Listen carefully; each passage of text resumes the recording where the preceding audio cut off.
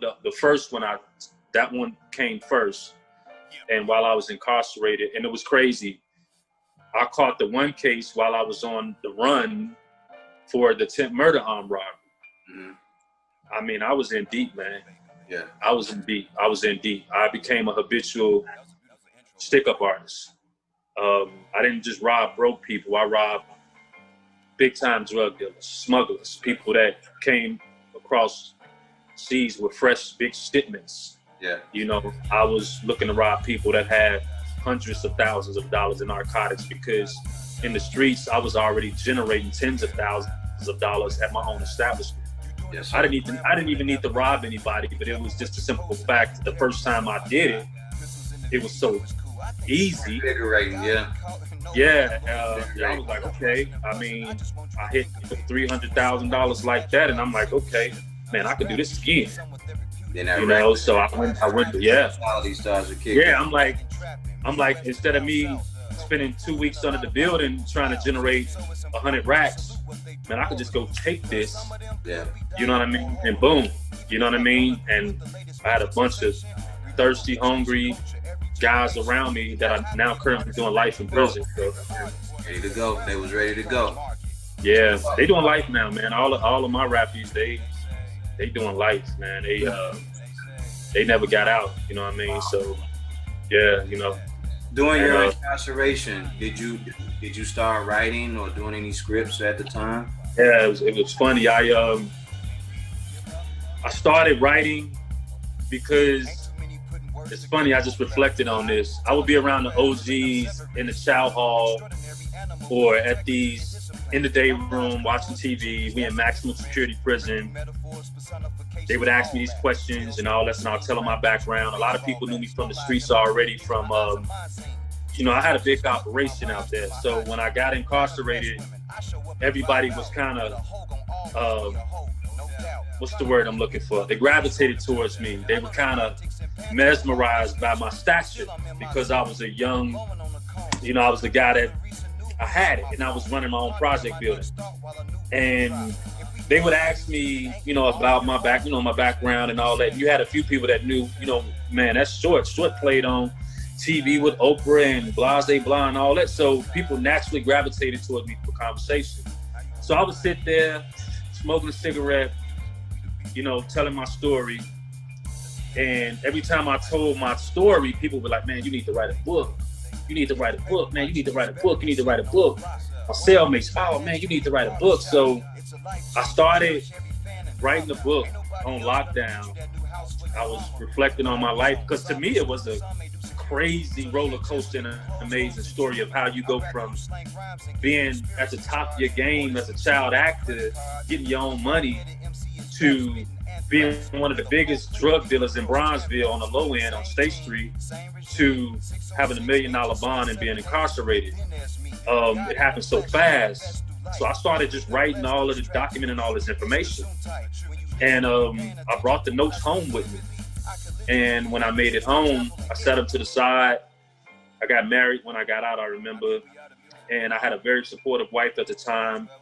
We were high school sweethearts. Well, we had been together since we was 13 and 11. So we called ourselves, you know, dating since then. So she was so much support. She was like, yeah, you know, write the story. And so I remember I sat down at the kitchen table and I started writing it as a movie. I transferred the book material and I transferred it into a movie script. And we wound up divorcing shortly after. And for me, therapy was finishing that story. And that's when I went back to acting school in 2006.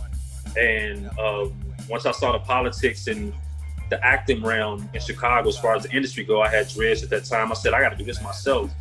So I took that script and boom, called it Vulture City. And man, that's just history, man. Life changed forever.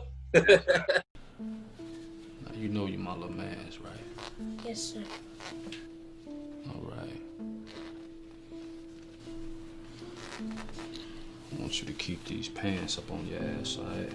Yes, sir. Keep that belt buckle locked in tight. Mr. Luke. Always sir. keep your pants up on your ass. Okay. Alright, keep your shirt tucked in. Yes, sir. Always remember to keep your shoes tied tight. Yes, sir. Stay ready, you ain't gotta get ready, okay? Now give me that pledge. We, the brothers of the struggle, pledge wholeheartedly our love, life, and loyalty, having embraced the teachings of our honorable chairman. That's right, that's right. Now, who was our brothers? My neighbor.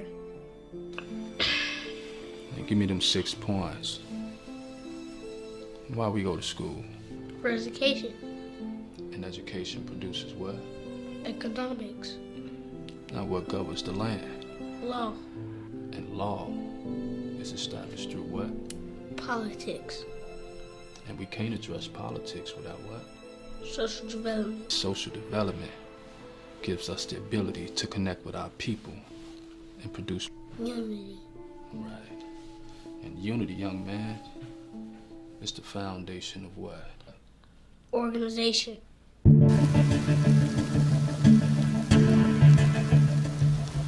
wait for her, man. Can't wait until she got to the crib and they snatched her up.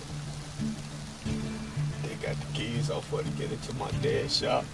They used the combination to get through the safe. It's like $300K I had saved up to get up out of this shit. You know better than get that bitch all that information. Made me hit that power button. Money got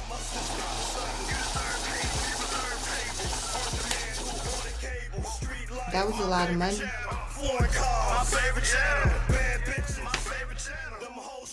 That's attention.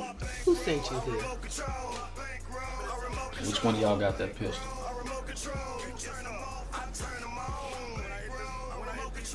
You gonna get your shit knocked back out here with that little ass pistol.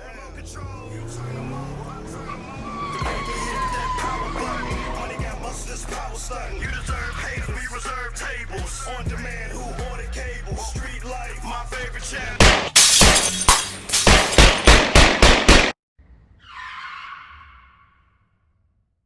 Made me hit that power button. Money got muscle, this power stunting. You deserve haters, we reserve tables. On demand, who ordered cable? Street life, my favorite channel.